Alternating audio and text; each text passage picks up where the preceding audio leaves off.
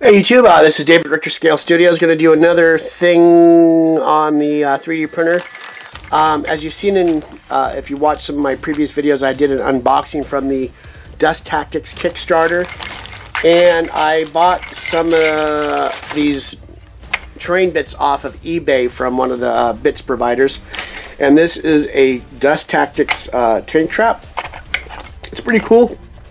Looks like 4 pieces of concrete that were kind of melded together or casted as one piece, kind of laid in some dirt. There's some damage on it, and I want to attempt to make something like that.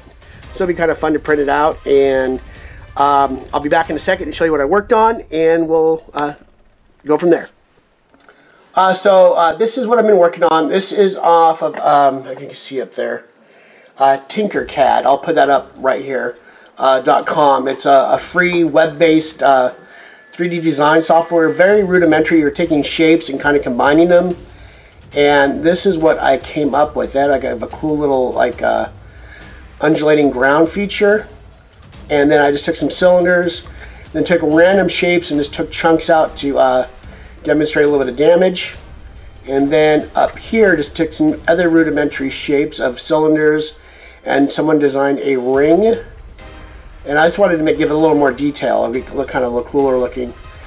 And I don't know if this is not going to be to scale as the other piece. I'm just threw this together, and later on, if it's a successful print, I can scale it up or scale it down to whatever size I want.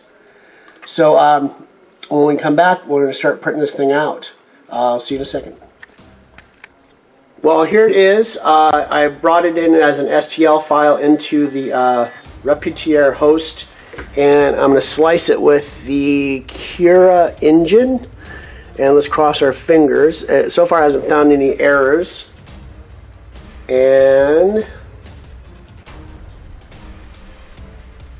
it's sliced, so it's ready to go. So wow, that's kind of cool. Let's see, go to manual control here, and I think we're ready to print. So I'm just going to start it up. We're not going to watch the whole print. It's got an estimated 54 minutes. Yeah, we're not going to sit here for that. So let's start the print. Let's see, bring it over here real quick.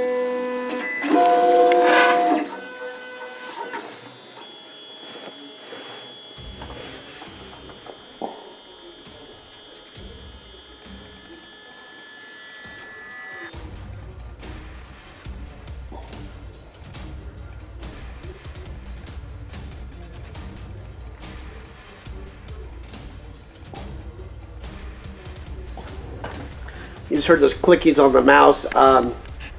Some reason I still don't understand how I'm getting this all set up, and it kind of changes its mind on what it wants to heat as. And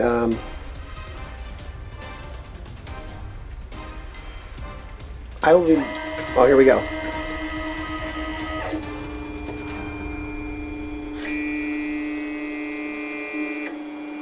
I cleaned the nozzle, but we still have a little bit of drip out of it. That shouldn't be a big thing. So this is how big it will be.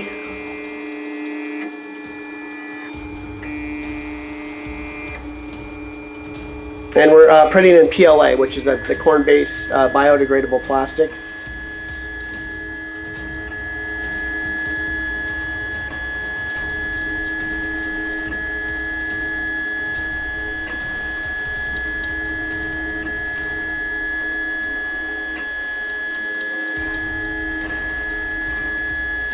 And I'm going to leave it at there right now. We'll come back and show you the progress as we go through it. And thank you for joining me. We are back real quick. I just wanted to show you the progress. We had 54 minutes. Now we have 24, so we're a little halfway through. So you can see the ground texture turned out pretty nice. And now you can see the actual structure of the trap is being, the concrete parts of the tank trap are being laid out. And you can see they're putting like a kind of like a shell together, so it's not all plastic together, so there's a little air in there, and it doesn't waste so much of the PLA material to print with. I'm really impressed with that, and we might still just do some sand texture and all that. And what I'm going to do with this little video series, I'm going to print this out, and then I'm going to paint the trap that came with that I bought, and just kind of compare them together. They might not be, they're probably maybe different in size. I might change them up, but this will just give a good idea of what you can do really quickly with Tinkercad, which is just really easy to use. It's just a matter of just throwing shapes together and changing sizes and rotating them. There's no drawing really. It's just it's a little limited that way, but you can come up with some cool things. And I eventually want to do some like control panels and doorways for some terrain and control panels, just to add some features to vehicles and terrain, like to deal with computer things like that, or computer panels and control panels for buildings, and maybe for Infinity do objectives like that. So I'm going to let this print out, and we'll come back and look at it. Thanks for joining me. Okay, we're back. We're at the last 7 minutes, so I just want to give it a little quick update. It's actually coming together pretty nicely. We'll be back when it's finished, and then we'll pop it off and we'll compare it to the other one. Obviously, this has got a little more detail. We might base the other one too to give them kind of like so they kind of match a little bit. I was going to say congruent look or something like that. Cohesive look. This looks quite a bit smaller though to me. I might have to scale this up a little bit, but overall it looks pretty cool. We'll be back. Thanks. Okay, we are back, and this will be the conclusion of part 1 before we start painting everything up. Yeah, I'm not going to rebase this. I'm going to leave it like it is. Actually, I prefer mine better. It's a little bit smaller, but the size basically is the same. They take up about 4 squares each. This one may be a little bit bigger, but according to the figures with them, well, it looks pretty cool. Let's see if we can like put it side by side. I think mine are a little more detailed. I love that. Looks like maybe a crane came in and off the back of a truck or some kind of helicopter was able to drop those in. These kind of just like came from nowhere. So I don't know. Maybe the narrative's a little bit better. The print on this is at a 0.2 millimeter. I'm going to try to get it down to 0.1. I just ordered new nozzles from PrinterBot. I have a 0.4 nozzles. I think you can only go half of what it is. So maybe we can get a little more detail on some future prints. I like how the what I did was take basic shapes like triangles and put them inside this, and then with Tinkercad you combine them and it erases the thing that you have clear to make a hole with it. Maybe I should do a tutorial on that, but a lot of you guys are just playing on it. Tinkercad's free. It's fun to play with, and I actually came up with it. This was pretty cool.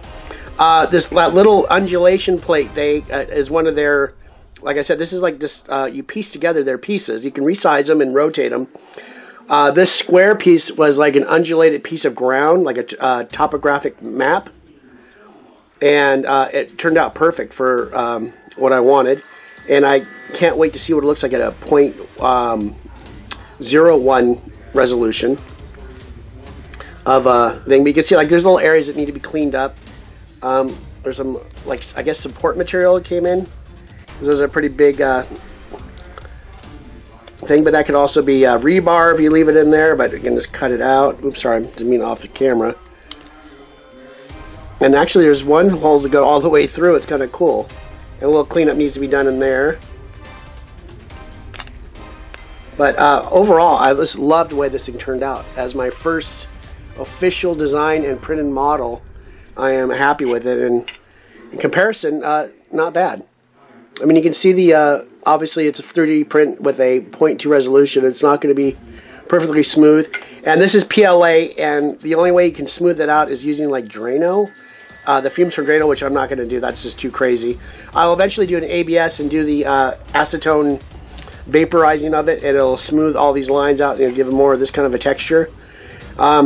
But overall, that is it. So we're going to end part 1 here. Then we'll go into priming these and painting them and weathering them, and just do a little tutorial or show and tell, what do you want to call it. As usual, thank you for joining me, and we'll see you in part 2.